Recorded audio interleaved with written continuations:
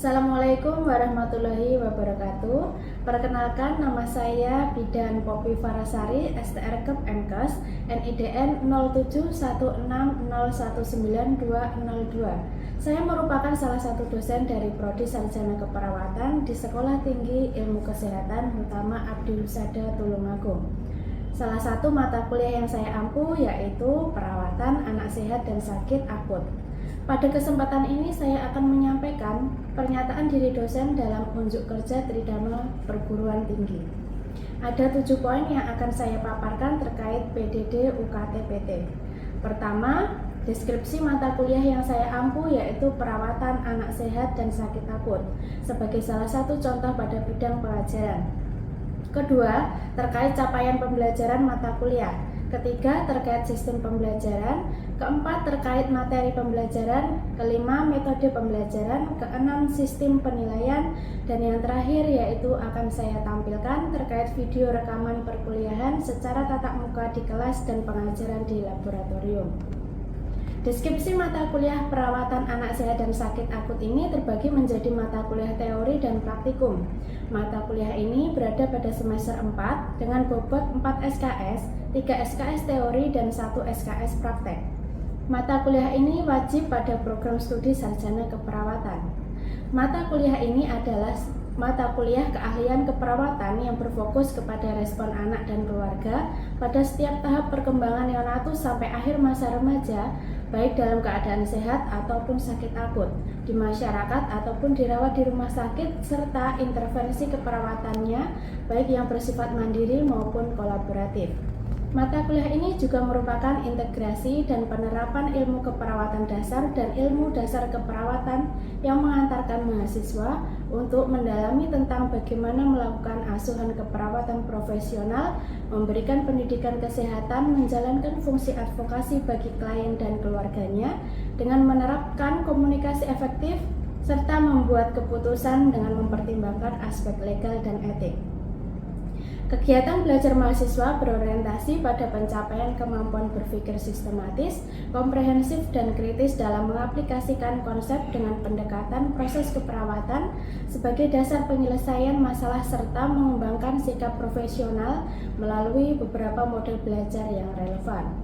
Kemudian untuk capaian pembelajaran mata kuliah atau CPMK, bila diberi kasus, mahasiswa mampu melakukan simulasi asuhan keperawatan kepada anak sehat atau keluarganya dengan mengembangkan pola pikir kritis, logis, dan etis, menggunakan komunikasi terapeutik, dan memperhatikan aspek budaya, menghargai sumber-sumber etnik, agama, atau faktor lain dari setiap pasien yang unik. Melakukan simulasi asuhan keperawatan kepada anak sakit akut, kronis atau terminal, serta keluarganya dengan mengembangkan pola pikir kritis, logis, dan etis, menggunakan komunikasi terapeutik dan memperhatikan aspek budaya dan menghargai sumber-sumber etnik, agama, atau faktor lain dari setiap pasien yang unik. Mampu mendemonstrasikan intervensi keperawatan baik mandiri maupun kolaborasi pada sehat atau sakit akut dengan menerapkan konsep ilmu dasar keperawatan dan ilmu keperawatan dasar sesuai SOP, serta menerapkan prinsip atraumatic care, legal, dan etis. Mampu memberikan simulasi pendidikan kesehatan kepada anak atau keluarga sebagai upaya pencegahan primer, sekunder, dan tersier. mampu menjalankan fungsi advokasi bagi anak atau keluarga berbagai yang mengalami untuk mempertahankan hak klien agar dapat mengambil keputusan untuk dirinya. Untuk sub CPMK-nya adalah yang pertama, mampu memahami dan menjelaskan perspektif keperawatan anak dan konteks keluarga. Yang kedua, mampu memahami dan menjelaskan tumbuh kembang. Ketiga, mampu memahami dan menjelaskan perkembangan. 4. Mampu memahami dan menjelaskan masalah perkembangan pada anak setiap tingkat usia. 5. Mampu memahami dan menjelaskan peran bermain dalam perkembangan. 6. Mampu memahami dan menjelaskan komunikasi. 7. Mampu memahami dan menjelaskan konsep imunisasi. 8. Mampu memahami dan menjelaskan patofisiologi, farmakologi, dan asuhan keperawatan pada anak dengan gangguan nutrisi dan dampaknya terhadap pemenuhan kebutuhan dasar manusia. 9. Mampu memahami dan menjelaskan patofisiologi, farmakologi, dan asuhan keperawatan pada bayi resiko tinggi dan dampaknya terhadap pemenuhan kebutuhan dasar manusia. 10. Mampu memahami dan menjelaskan patofisiologi, farmakologi, dan asuhan keperawatan pada anak dengan gangguan sistem tubuh dan dampaknya terhadap pemenuhan kebutuhan dasar. 11. Mampu memahami dan melakukan keterampilan pengkajian fisik dan perkembangan anak. 12. Yang terakhir adalah intervensi keperawatan pada bayi dan anak. Kemudian untuk materi keperawatan anak sehat dan sakit akut adalah perspektif keperawatan anak dalam konteks keluarga, tumbuh kembang, perkembangan, masalah perkembangan pada anak setiap tingkat usia, peran bermain dalam perkembangan, komunikasi, konsep imunisasi, pengkajian fisik dan perkembangan anak, patofisiologi, farmakologi, dan asuhan keperawatan pada anak dengan gangguan nutrisi dan dampaknya terhadap pemenuhan kebutuhan dasar manusia. Patofisiologi, farmakologi, dan asuhan keperawatan pada anak dengan gangguan sistem tubuh dan dampaknya terhadap pemenuhan kebutuhan dasar. Intervensi keperawatan pada bayi dan anak. Untuk referensinya menggunakan dari Pediatric Primary Care edisi 2013, Child Health Nursing Partnering with Children and Families edisi 2010, Wong Essential of Pediatric Nursing edisi 2013, Wong Nursing Care of Infant and Children edisi 2014, buku SDKI, SLKI, dan SIKI DPP PPNI 2018. Lalu untuk sistem pembelajaran yang saya terapkan yaitu SCL atau Sistem Student Center Learning dan secara offline atau tatap muka di kelas dan laboratorium 14 kali di luar UTS dan UAS. Sistem penilaian kehadiran atau sikap 20%, tugas 20%, UTS 30%, dan UAS 30%. Untuk kehadiran mahasiswa minimal 75% dari total kehadiran. Dan yang terakhir akan saya tampilkan proses pembelajaran di kelas secara offline atau tatap muka dan di laboratorium. Adapun mata kuliah yang saya bawakan adalah perawatan anak sehat dan sakit akut mengenai imunisasi. Silahkan menyaksikan.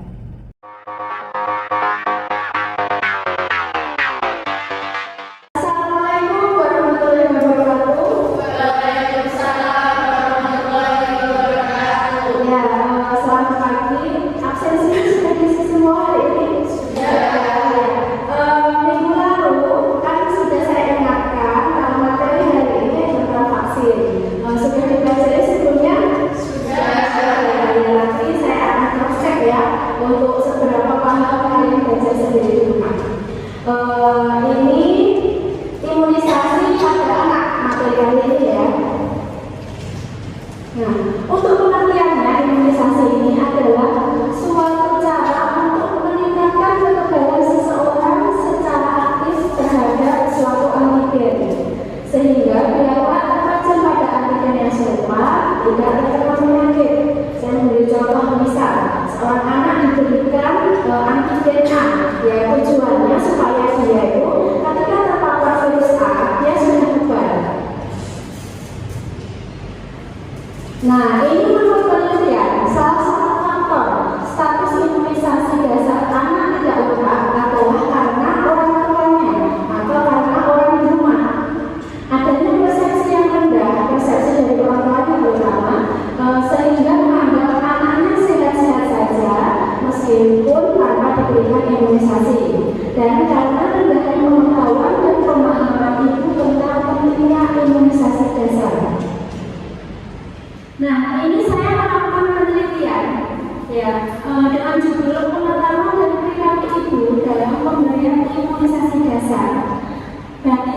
Posyandu. Ini saya lakukan pada bulan Januari 2020 di Posyandu Sukodono, Tulungagung.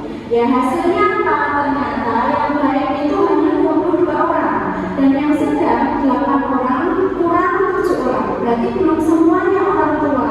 Dan kita pada desa tersebut berperilaku baik, ya. Nah, ini ternyata ada hubungan antara pengetahuan dan perilaku ibu dalam pemberian imunisasi dasar.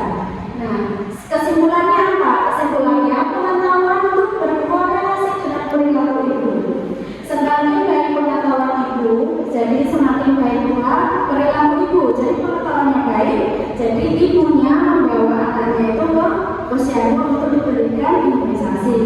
Dengan demikian penting meningkatkan pemahaman orang tua tentang kelengkapan imunisasi dasar, terutama untuk ibu yang pengetahuannya masih sedang dan kurang tadi, ya, supaya terbentuk kesadaran orang tua dan belajar kesehatan balita yang lebih baik. Nah, selanjutnya saya melakukan pengabdian kepada masyarakat. Ya, ini dengan judul penyuluhan pemberian imunisasi dasar pada ibu balita di posyandu. Lokasinya sama, tapi untuk bulannya yaitu Juni 2021. Hasilnya apa? Ternyata setelah diberikan penyuluhan, terjadi peningkatan pemahaman pengetahuan ibu balita mengenai pentingnya imunisasi dasar. Jadi berpengaruh ya penyuluhan tadi. Jadi meningkat. Nanti harapannya nanti ibunya perilakunya bertambah, ya. Jadi dia ibu itu membawa anaknya ke posyandu. Nah, ini adalah konsekuensi dan risiko jika anak tidak mendapatkan imunisasi. Ya, anak rentan mengalami sakit berat. Ya, misalkan tidak diberikan vaksin polio, jadi nanti kemungkinan besar dia mendapatkan virus polio tersebut. Lalu kemungkinan anggota keluarga lain turut sakit berat menjadi lebih tinggi, bisa menular, ya. Mungkin itu menyebabkan wabah penyakit di lingkungan, misalkan cacar, ya, yang menularkan temannya, menularkan ke anak-anak kecil yang lain. Lalu yang keempat, sakit dan komplikasi penyakit menimbulkan biaya tinggi untuk pengobatan dan perawatan. Ini jelas ya, kalau sakit dari perawatan yang pengobatannya membutuhkan uang ibunya. Penurunan kualitas hidup, ini dia kalau sakit, kualitas hidupnya pun jadi turun. Lalu risiko penurunan harapan hidup dan batasan perjalanan dan bersekolah. Sampai saat ini ada yang ditanyakan?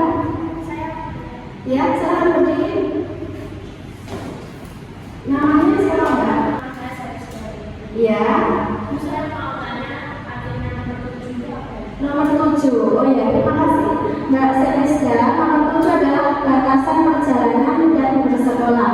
Nah, ini di beberapa negara, ya, atau di beberapa institusi sekolah itu mewajibkan mempunyai adanya sertifikat vaksin.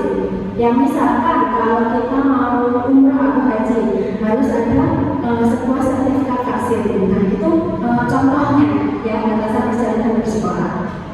Ya, sama-sama. Nah, selanjutnya imunisasi ini efektif menekan angka kesakitan dan kematian bayi yang tinggi. Imunisasi merupakan salah satu cara menjaga kesehatan yang tergolong murah dan imunisasi dasar gratis dari pemerintah. Kalau di posyandu itu imunisasinya gratis semua, ya, dasar. Jadi ibu itu bisa membawa bayinya dan mendapatkan imunisasi secara gratis.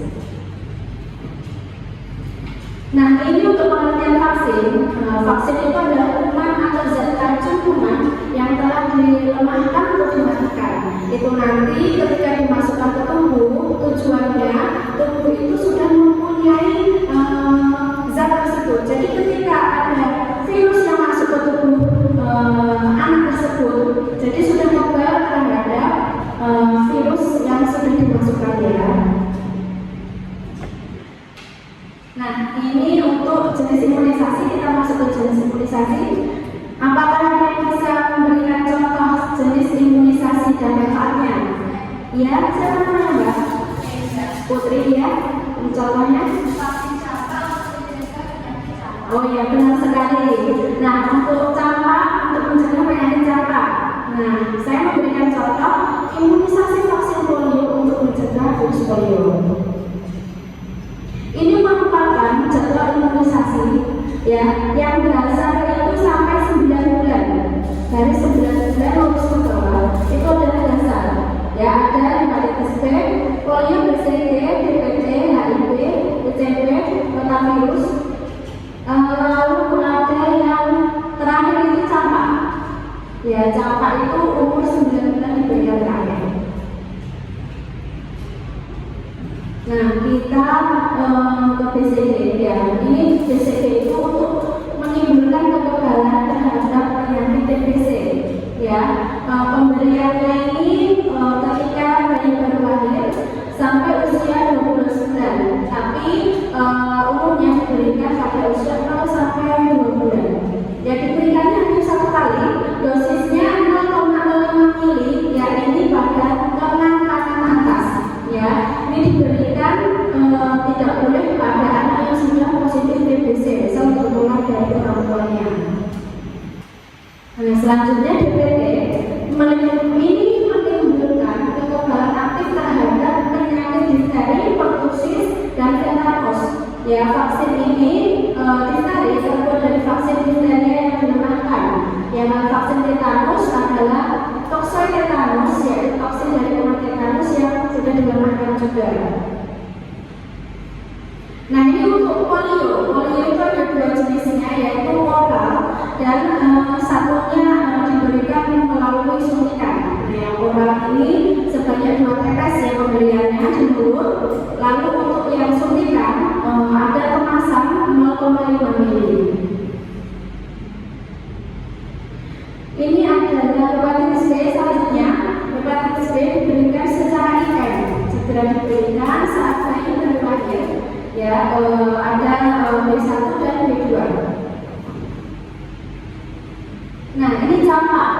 Campak ini diberikan 2 kali, yaitu umur 9 bulan batas akhir pemberian imunisasi dasar. Ya, lalu setelah itu umur 2 tahun sebagai imunisasi lanjutan. Nah, ada kuis. Nanti yang bisa menjawab segera ya. Nah, vaksin yang diteteskan atau oral, masih ingat tadi? Yang bisa katakan? Ya, siapa namanya?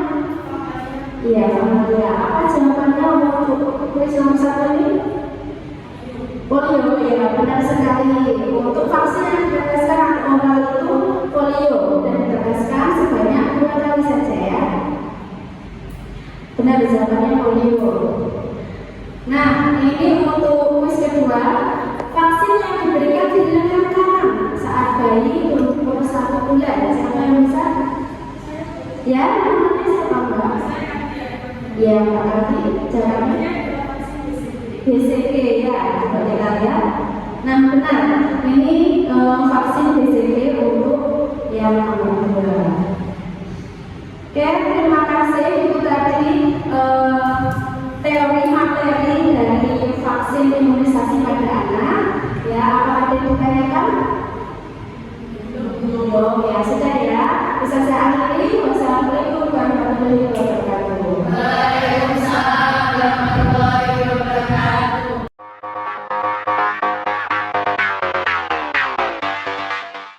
Assalamualaikum warahmatullahi wabarakatuh. Waalaikumsalam warahmatullahi wabarakatuh. Di hari ini kita akan praktek memberikan vaksin polio ya. Untuk vaksin polio kita sekali pemberian 2 kali tetes. Saya akan memberikan contoh.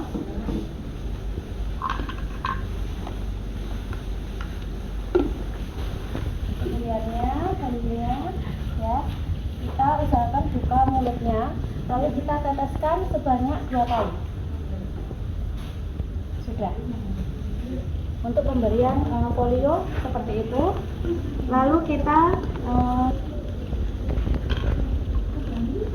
selanjutnya akan memberikan vaksin BCG ya. vaksin BCG.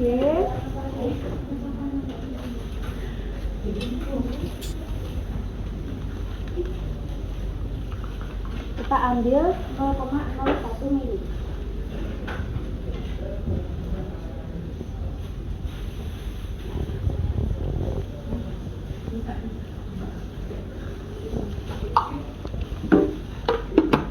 Sudah, lalu kita ganti jarumnya.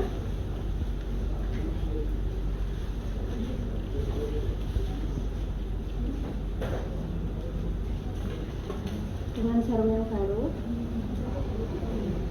kita mengambil alkohol swab.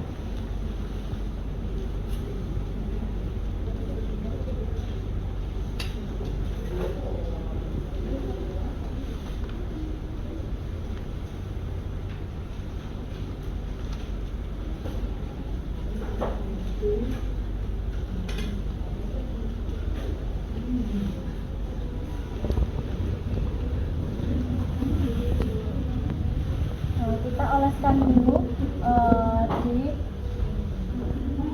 lengan. Setelah itu kita suntikan secara IC ya.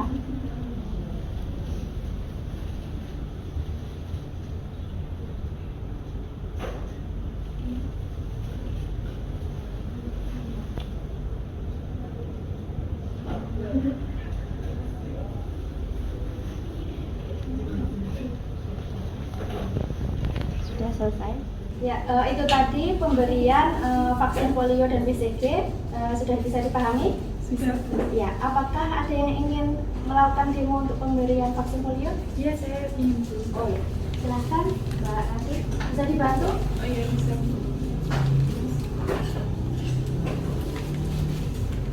Karena saya akan memberikan vaksin polio untuk bayi. Sekali pemberian adalah 2 tetes. Bisa ya, Bu? Usahakan mulut bayinya terbuka. Lalu teteskan sebanyak 2 kali sekali pemberian. 1, 2. Ya. Oke, sudah benar untuk pemberian vaksin polio. Ya, sudah dipahami ya semuanya untuk pemberian vaksin polio dan BCG. Ya, saya akhiri untuk sekilas hari ini. Wassalamualaikum warahmatullahi wabarakatuh. Waalaikumsalam warahmatullahi wabarakatuh.